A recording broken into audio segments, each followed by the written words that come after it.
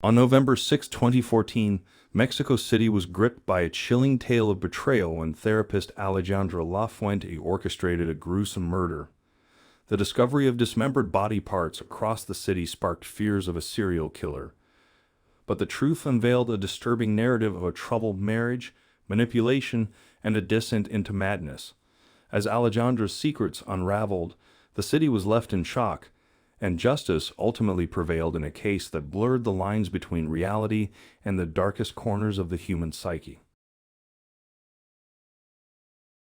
On November 6th, cops in Mexico City found human remains in an empty lot near the city's exit. The torso was found first, then bags with arms and legs were found all over the city. What was most unsettling about this case was that the limbs did not have any fingers on them. The cops knew right away that they were dealing with a very dangerous criminal. Authorities put together groups of cops and sent them out to search the streets. Their main goal was to find the victim's missing head and limbs and stop any more crimes. Everyone thought at the time that this was the work of a cruel serial killer. But, despite a lot of work, the fingers and head were never found. Forensic experts were able to definitively confirm that the parts belonged to the same person. Without fingers and teeth, it was impossible to tell who the subject was. A scary story about a well-known therapist named Alejandra and her unhappy marriage to a famous businessman named Allan Carrera came to light. When Alejandra's dark past came back to light, their seemingly perfect life took a scary turn, leading to a horrible crime that shocked the whole country. Alejandra was a beautiful brown-haired with beautiful eyes. She kept her body in great shape by doing yoga, fitness, and breathing routines every day. She loved taking care of herself and often went to spas, beauty shops, and massage parlors.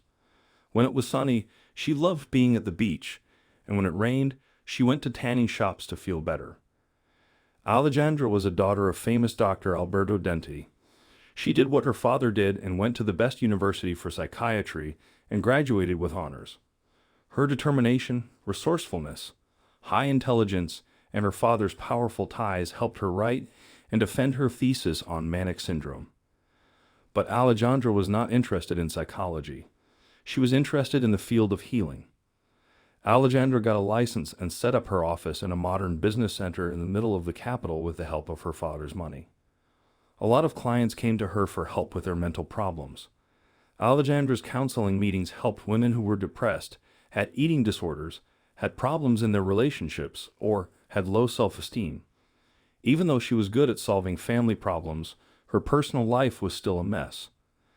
Alejandra's first marriage ended in divorce, but she and her husband had two lovely girls.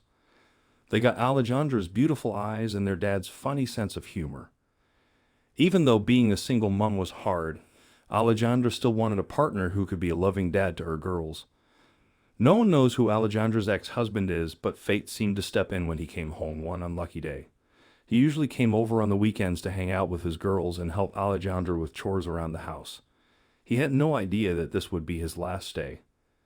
Saying that the front door was stuck, Alejandra told him to get in through the garden. He obeyed, but he had no idea what a scary trap was waiting for him. She told him that their youngest daughter was taking a bath and asked him to join her in the bathroom as he went inside. He did what she asked because he had no reason to suspect anything. The house was very quiet.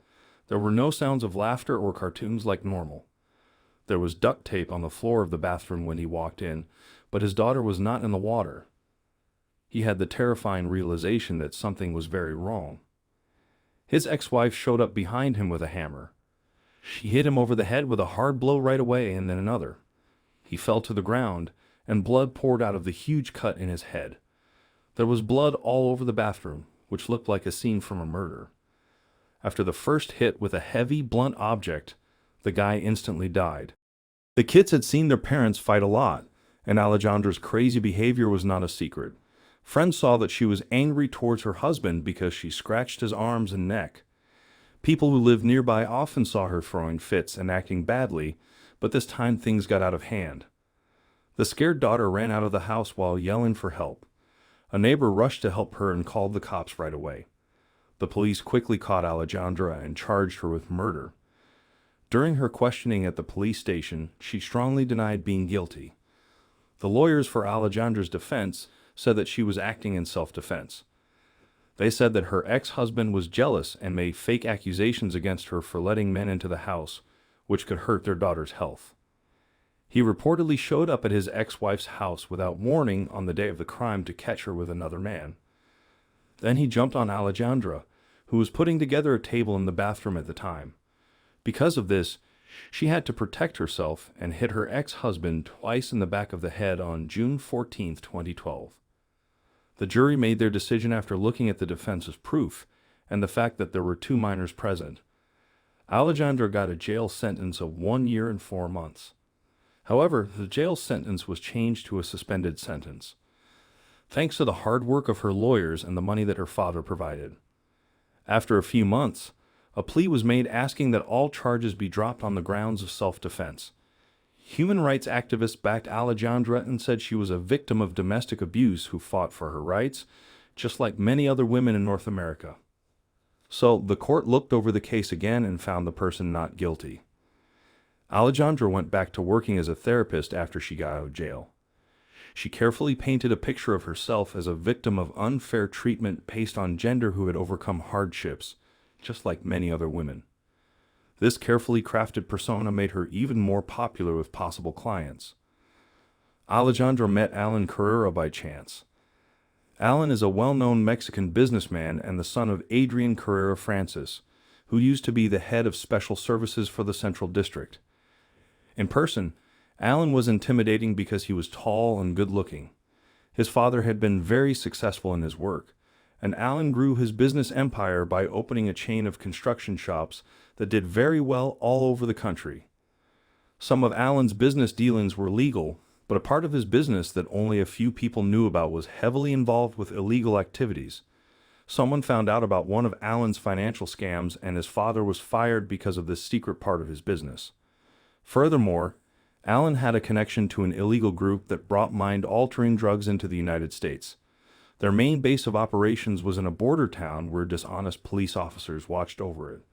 This group was in charge of a lot of the drug trade in the South that involved psychoactive substances.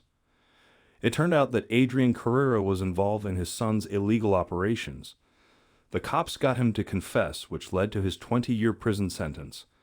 But on July 18, 2000, Adrian Carrera was able to get out of jail early through a program that protects witnesses. After he got out of jail, he focused on his legal business and the health of his son. Having learned from his father's life and ideas, Allan became an entrepreneur after finishing college. He became very interested in a store that sold home appliances, which he ran very well for someone so young. Even though this business was not as big as his dad's, it made a lot of money. Within a group of women, Allan's heart belonged to a friend whom he later married. She came from a good home, was smart, and was beautiful. Their marriage was short but happy. They were happy to have a beautiful girl. However, Allan's busy work schedule and frequent absences hurt their relationship and eventually led to a split.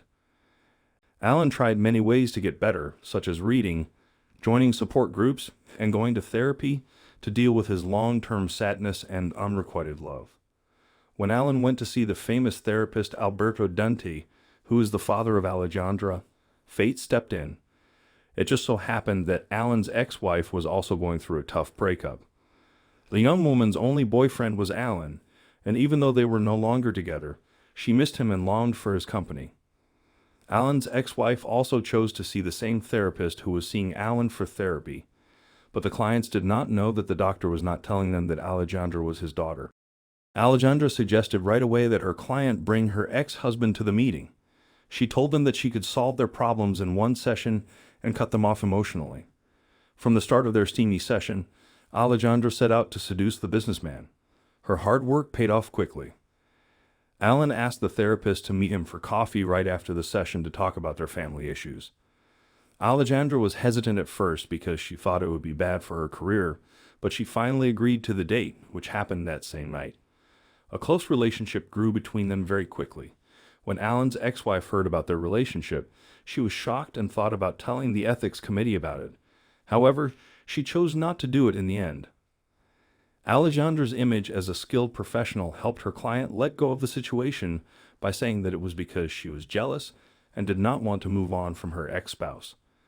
The doctor said that trying to have a happy future with Allan was not possible at this time. Because Allan's ex-wife did not want to take the issue any further, the therapy sessions ended. At the same time, the new couple's relationship moved quickly forward.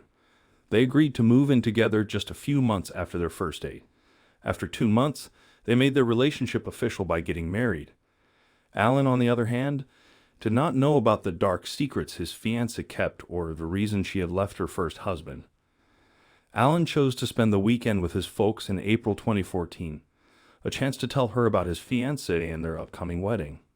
His parents were shocked because they had never heard of Alejandra before this sudden news. This sudden turn of events confused them. The wedding took place a week after the meeting with his parents. It is interesting that Alejandra asked her husband not to invite family and friends. They did not send out cards because they wanted the wedding to be simple and cheap. However, it turned out that the father of the girl did attend the wedding. At first, the young couple's life seemed like something out of a fairy tale. Their hearts were full of hopes and dreams, and they were young and happy. But this perfect life did not last long. The real Alejandra started to show, showing a crazy and unpredictable attitude. There was no way to know what horrible things were going to happen, but the newlyweds' relationship changed dramatically. Allan was quiet and private even with his friends. He did not talk about his personal life. Because of this, not many people knew about the chaos going on behind closed doors. But it was clear that their once strong bond had broken down, and their happiness had gone away. Allan pulled away from his family after meeting Alejandra. The breaking point occurred when they didn't invite his parents to the wedding. After that, they stopped talking to each other. Allan's remaining friends saw a change in his spouse's behavior that worried them. She acted inappropriately and lost her anger quickly as she became more and more nervous. After a few of these kinds of things happened, Allan felt bad about himself and chose to limit their social interactions. Every day, fights broke out in the family, usually over small things. In her own words, Alejandra chose one night to look at her husband's cell phone. It happens all the time. She found graphic letters she had written to other women. Alejandra said that this was the last straw because she could not ignore the news. In court, she said that her husband had slandered, beaten, and shamed her in every way possible. When she found out that he was cheating on her too, she did not see any point in trying to save their marriage. For some unknown reason, Alejandra did not try standard forms of therapy to save their relationship. Instead, when she found out that her husband had betrayed her, she came up with a way to deal with Allan that she was already good at. She focused all of her attention on making the perfect murder plan once she made up her mind. Allan went about his normal business, not realizing that trouble was close. He did not talk to his family very often, but he did make an exception for the birthday party for his beloved grandpa every year. Even though Allan went to the feast, his folks made it clear that his wife was not welcome. This situation made their relationship even worse, and it looked like they would never be able to get back together. No one knew that this would be the last time Allan's family saw him living. The last time Allan used his phone was to text his family on October 31st, 2014, to let them know that he got home safely from his birthday party. After that, there was no sign of him anywhere. He had been absent from work for several days, which was very rare because he was known for always being responsible and dedicated. A new store was about to open, and as CEO, he had to be there to make sure everything went smoothly. When Allan got back from the holiday party, his wife had already set in motion a scary plan that would go off. There was another fight, which made Alejandra decide to kill her husband right away. She put a strong, sleepy pill in his milk, which he usually drank before bed. She covered him with a pillow once he was too weak to move. While her husband struggled to move the pillow and gasped for air, she watched with pleasure as he slowly lost consciousness. Ignoring the body was the hardest part of her plan. She had not thought about the problems she would face. Her weight made it hard for her to do it by herself. Because time was running out, Alejandra quickly ran to her neighbor's vegetable yard to get an electric saw. With a mean smile on her face, she cut her husband's body into bits with a saw. An actual sadist would never do something so horrible. After putting the body parts in trash bags, Alejandra made sure to be safe by cutting off his fingers and pulling out his teeth. These steps were meant to make it harder to identify the body if it was found. For security reasons, she put all the bags into suitcases before taking the body out of the house. Unfortunately, her plan fell through when dawn came and Alejandra could not hide anymore. An old neighbor who had trouble sleeping watched her from her window. The neighbor was worried when the young woman left so early, especially since her husband was not there to help her with her heavy bags. Another strange thing about Alejandra was that she kept looking around like someone was watching her. When morning came, Alejandra came back home, which confused the neighbor even more. It turned out that Alejandra had hidden the body of her ex-husband in bags and left them in different neighborhoods to hide her tracks. As soon as the new day started, she went back to her normal schedule. Authorities uncovered a horrifying scene with scattered body parts, lacking teeth and fingers. Alejandra's attempts to mislead investigators by sending texts to Allan's family only worsened the situation. Alejandra did not know this, but her husband had recently cut ties with his family and was not talking to any of them. Alejandra let Allan's folks know that they would not be able to reach them while they were on vacation.